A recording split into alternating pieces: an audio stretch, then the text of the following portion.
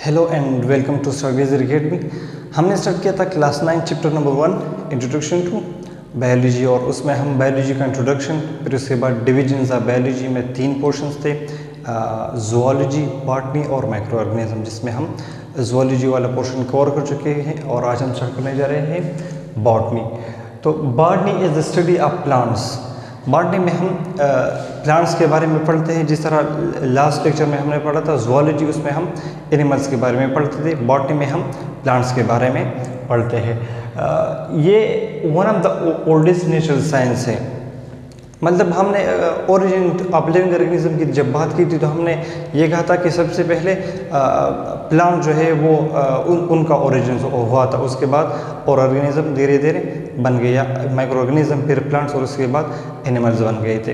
तो ये one of the oldest natural science है। बॉटनी में हम जो प्लांट्स होते हैं उनके हैबिटेट के बारे में पढ़ते हैं कि ये प्लांट कहाँ पर होते हैं। कुछ प्लांट जो होते हैं वो पानी में होते हैं, कुछ ज़मीन पर होते हैं और कुछ सहरा में होते हैं, जो हम लेक्चर में आगे डिटेल से पढ़ेंगे। फिर इनके ग्रोथ पैटर्न्स के बारे में पढ़ते हैं। हर प्लांट का अलग अलग ग्रोथ पैटर्न होता है। फिर इनके डिजीज़ के बारे में हम पढ़ते हैं वगैरह। अच्छा, initially bacteria, fungi etcetera were added here.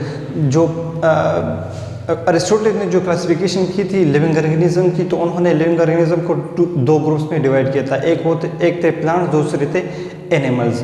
और ये जो क्लासिफिकेशन था ये अगले कई सदियों तक इस तरह चलता रहा था। तो जो माइक्रो ऑर्गेनिज्म थे, बैक्टीरिया, फंजी, तो वो भी प्लांट्स वाले ग्रुप में एडिट किए गए थे। लेकिन बाद में जब पता चला कि कुछ ऑर्गेनिज्म ऐसे भी है जो जिनमें एनिमल्स वाली प्रॉपर्टीज़ भी होते हैं और प्लांट्स वाली प्रॉपर्टीज़ भी होती है, तो फिर एक थर्ड ग्रुप भी बन गया। लेकिन सबसे पहले बैक्टीरिया और फंजी को प्लांट्स वाले ग्रुप में ऐड किया गया था। अब हम बढ़ते हैं हिस्ट्री ऑफ बॉटनी या हिस्ट्री ऑफ प्लांट्स के बारे में। तो जो फादर ऑफ बॉटनी जिनको कहा गया है वो है थियोफ्रास्टस। ये जो ज़ूलॉजी के फादर है एरिस्टोटल, उनके एक स्टूडेंट थे, और इनका जो एरा है वो है 371 टू 287 BC। ये उनके शागिर्द थे। उसने क्लासिफिकेशन की थी प्लांट्स की, डिफरेंट प्लांट्स की, तकरीबन 500 प्लांट्स की उन्होंने क्लासिफिकेशन की थी डिफरेंट ग्रुप्स में, और इनके हैबिटेट, साइज़ वगैरह के बारे में पढ़ा था। और आजकल जो हमारे पास डिफरेंट प्लांट स्पीशीज़ है वो है तकरीबन 3,20,000 डिफरेंट प्लांट स्पीशीज़ जो है वो आज हमारे पास मौजूद हैं। फिर हम पढ़ते हैं इम्पोर्टेंस ऑफ बॉटनी या इम्पोर्टेंस ऑफ प्लांट्स के बारे में। तो सबसे पहले एक टर्म मैंने लिखा है एनवायरनमेंट। तो आजकल आपको पता है कि एंजाइटी और डिप्रेशन का दौर है। हर कोई जो है वो शहरी लाइफ से तंग है, वो जाना चाहता है पहाड़ों की तरफ या नेचुरल साइट्स की तरफ, क्योंकि वहाँ पर पौधे होते हैं, वहाँ पर दरख्त होते हैं जो हमारे माइंड को काम करते हैं। और हमें पता है कि लिविंग ऑर्गेनिज्म के लिए एक ऑक्सीजन बहुत ज़्यादा ज़रूरी है। तो प्लांट जो है वो एनिमल्स के लिए या लिविंग ऑर्गेनिज्म के लिए ऑक्सीजन भी प्रोवाइड करती है। उसके बाद इकोनॉमिक प्रोडक्टिविटी। आपको पता है कि जो बड़े बड़े दरख्त होते हैं उनसे यार्ड बनाए जाते हैं, फर्नीचर बनाए जाते हैं वगैरह, तो ये इकोनॉमिक प्रोडक्टिविटी के लिए भी बहुत ज़्यादा आम है। और फिर मेडिसिन्स, तो ज़माने क़दीम से हम इंसान जो है इनको प्लांट्स को जो है वो मेडिसिन्स के एज ए मेडिसिन्स भी यूज़ करते हैं। ड्रग्स भी इनसे बनते हैं, मेडिसिन्स वगैरह भी प्लांट से बनते हैं। और फिर द लास्ट वन जो है वो है बायोफ्यूल्स।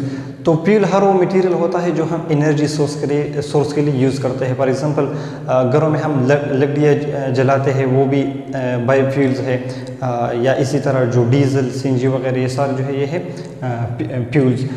उसमें आता है मीथेन। जो मीथेन होता है ये जो रोटन प्लांट्स होते हैं उनसे मीथेन बनता है। Now let's move towards the next portion of the topic which is classification of plants. तो प्लांट्स को हम मुख्तलिफ बेसिस पर डिवाइड करते हैं, जिनमें सबसे पहले आता है वाटर रिक्वायरमेंट। तो वाटर रिक्वायरमेंट मीन्स कि इस प्लांट्स को कितना पानी चाहिए अपने सर्वाइवल्स के लिए, या आप इसे on the basis of location भी कह सकते हैं कि हमने इन प्लांट्स को डिवाइड किया है on the basis of its location. For example कुछ प्लांट्स ऐसे होते हैं जो सहरा में होते हैं, तो उनको बहुत कम पानी चाहिए होता है अपने सर्वाइवल्स के लिए, जिसे हम ज़ीरोफाइट्स प्लांट्स कहते हैं, जिसका एग्जांपल आप पिक्चर में देख सकते हैं। उसके बाद आते हैं मीज़ोफाइट्स प्लांट्स, या ये वो प्लांट्स होते हैं जो नॉर्मल ज़मीन होता है उस पर ये अपना सर्वाइवल करते हैं, और इनको बहुत कम पानी रिक्वायर्ड होता है अपने सर्वाइवल के लिए। फिर आता है हाइड्रोफाइट्स। तो हाइड्रो जो है ये हम कहते हैं वाटर को, ठीक है, ये हम कहते हैं वाटर को। तो ये जो प्लांट्स होंगे हाइड्रोफाइट्स जो प्लांट्स हैं ये पानी में मोस्टली होंगे, जिसके एग्जांपल आप देख सकते हैं। फिर आते हैं ट्रांसपोर्ट सिस्टम। तो जिस तरह इंसान में मुख्तलिफ ट्रांसपोर्ट सिस्टम है, इस तरह प्लांट्स में भी मुख्तलिफ ट्रांसपोर्ट सिस्टम होते हैं, लेकिन कुछ प्लांट्स में होते हैं, कुछ प्लांट्स में नहीं होते। तो ट्रांसपोर्ट सिस्टम के बेस पर हम इन्हें टू कैटेगरीज में डिवाइड करते हैं। एक है वस्कुलर प्लांट, दूसरे हैं नॉन वस्कुलर प्लांट। जो वस्कुलर प्लांट्स होंगे इनमें एक प्रॉपर ट्रांसपोर्ट सिस्टम होगा जो इसे मतलब खुराक प्रोवाइड करेगा, पानी प्रोवाइड करेगा, जो प्लांट के लाइफ के लिए या प्लांट के सर्वाइवल के लिए अदर जो चीज़ें हैं वो प्रोवाइड करेंगे।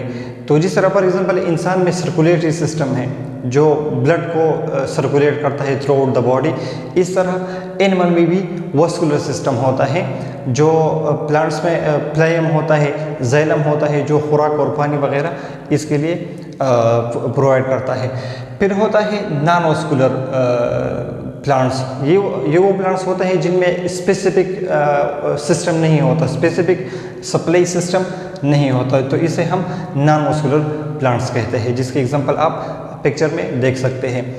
उसके बाद ये जो वस्कुलर प्लांट्स है इन्हें मज़ीद 2 कैटेगरीज में डिवाइड किया गया है। एक होते हैं सीड वाले प्लांट, दूसरे होते हैं सीडलेस प्लांट। तो सीड वाले प्लांट जो होते हैं इनमें सीड होता है, और जो सीडलेस प्लांट्स होते हैं उनमें सीड नहीं होता। बहुत ही सिंपल। फिर जो हमने स्टार्ट किया था ट्रांसपोर्ट सिस्टम की 2 कैटेगरीज थे, वस्कुलर एंड नॉन वस्कुलर। फिर वस्कुलर की 2 कैटेगरीज थे, seeds plants and seedless plants. और अब हम पढ़ते हैं सीड प्लांट की 2 मुख्तलिफ कैटेगरीज। एक होते हैं एंजियोस्पर्म्स, दूसरे होते हैं जिम्नोस्पर्म्स। तो सबसे पहले पढ़ते हैं एंजियोस्पर्म्स के बारे में। एंजियोस्पर्म्स वो प्लांट्स होंगे जिनके अंदर फूल बनेगा, फ्लावर बनेगा, और इनके जो सीड्स होंगे वो इसके फ्रूट के अंदर होंगे। और फिर होता है जिम्नोस्पर्म। तो ये एक दूसरे के बिल्कुल अपोजिट है। जिम्नोस्पर्म्स में फूल नहीं बनेगा, फ्लावर नहीं बनेगा, फ्लावर प्रोडक्शन नहीं होगा, और इसके जो सीड्स होंगे वो फ्रूट के अंदर नहीं होंगे। एक और बात एंजियोस्पर्म्स के बारे में वो ये है कि ये जो प्लांट किंगडम है या ये जो बॉटनी है वो 80% इन्हीं प्लांट्स पर मुश्तमिल है, एंजियोस्पर्म्स पर। और ये जो जिम्नोस्पर्म्स होते हैं ये मोस्टली उन एरियाज़ में ये प्लांट्स होते हैं जो मतलब ठंडा इलाका हो, जहाँ पर स्नोफॉल वगैरह होता हो। तो ये था आज का हमारा topic. Now let's summarise the topic. हमने स्टार्ट किया था main topic divisions of biology, जिसमें हम कल ज़ूलॉजी वाला पोर्शन कर चुके हैं, और आज हमने उसका दूसरा सब टॉपिक बॉटनी कवर की। इसमें हमने प्लांट्स के बारे में पढ़ा कि प्लांट्स का हैबिटेट क्या होता है, उनके डिजीज़ क्या होता है, उनके स्ट्रक्चर्स क्या होते हैं वगैरह। और हमने ये भी पढ़ा कि इनिशियली जो माइक्रो ऑर्गेनिज्म थे जैसे कि बैक्टीरिया और फंजी वगैरह वो भी इसी ग्रुप में ऐड किए गए थे, क्योंकि उस टाइम पे सिर्फ 2 किंगडम सिस्टम मौजूद था। फिर हमने प्लांट की हिस्ट्री के बारे में पढ़ा कि थ्योफ्रास्टस को फादर ऑफ बॉटनी कंसिडर किया जाता है, क्योंकि उसने इस फील्ड में बहुत सारा काम किया था। और उन्होंने तकरीबन उस टाइम पे चूँकि ये अरिस्टोटल के शागिर्द थे, तकरीबन 370 BC में आए थे, तो इन्होंने सिर्फ 500 स्पीशीज़ को प्लांट स्पीशीज़ को क्लासिफाई किया था। फिर ऑन डिफरेंट बेसिस। और आजकल जो हमारे पास प्लांट स्पीशीज़ है वो है तकरीबन 3 लाख और 20,000। फिर हमने पढ़ा इम्पोर्टेंस ऑफ बॉटनी के बारे में या प्लांट्स के बारे में। तो उसमें मैंने मुख्तलिफ टर्म्स लिखे थे कि एनवायरनमेंट का क्या रोल है, प्लांट्स एनवायरनमेंट में क्या रोल है, इकोनॉमिक, प्रोडक्टिविटी, मेडिसिन और बायोफ्यूल्स में। फिर हमने पढ़ा क्लासिफिकेशन ऑफ प्लांट्स के बारे में। मुख्तलिफ बेसिस पर हमने प्लांट्स को क्लासीफाई किया।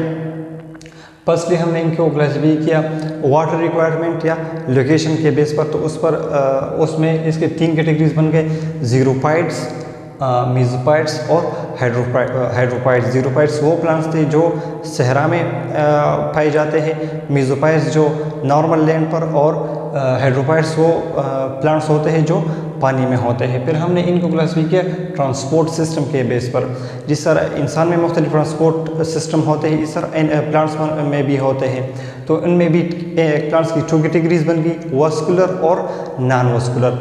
तो वास्कुलर वो प्लांट्स थे जिनमें एक प्रॉपर ट्रांसपोर्ट सिस्टम था। जिस तरह मैंने एग्जांपल दिया था कि जिस तरह इंसान में सर्कुलेटरी सिस्टम है, जो ब्लड, जिनमें ब्लड होता है और वो ब्लड के ज़रिए मुख्तलिफ न्यूट्रिएंट्स और गैसेस जो है वो ट्रांसपोर्ट करता है। इस तरह वास्कुलर सिस्टम होता है प्लांट्स में, जो जाइलम और प्राइम होता है, और ये खुराक पानी वगैरह जो है वो प्रोवाइड करता है प्लांट्स को। फिर होता नॉन वास्कुलर सिस्टम, तो इन प्लांट्स में जो सिस्टम है, ट्रांसपोर्ट सिस्टम है, वो नहीं होता। फिर वास्कुलर सिस्टम के मज़ीद 2 कैटेगरीज थे, seeds plants and seedless plants. Seeds plants और सीडलेस प्लांट्स होते हैं। सीड प्लांट्स वो होते हैं जिनमें सीड्स होते हैं, और सीडलेस में सीड्स प्रोडक्शन नहीं होता। फिर सीड्स प्लांट्स की 2 मुख्तलिफ कैटेगरीज थे, एक थे एंजियोस्पर्म, दूसरे थे जिम्नोस्पर्म। एंजियोस्पर्म वो प्लांट्स थे जिनमें फ्लावर प्रोडक्शन होता है, और इनके जो सीड्स होते हैं वो फ्लावर या फ्रूट के अंदर होते हैं। और जिम्नोस्पर्म वो होते हैं जिनमें फ्लावर प्रोडक्शन नहीं होता, और ये इनके जो सीड्स होते हैं वो फ्रूट के अंदर नहीं होते। तो ये था आज का हमारा टॉपिक। इंशाल्लाह मिलते हैं नेक्स्ट लेक्चर में, तब तक के लिए अल्लाह हाफिज़।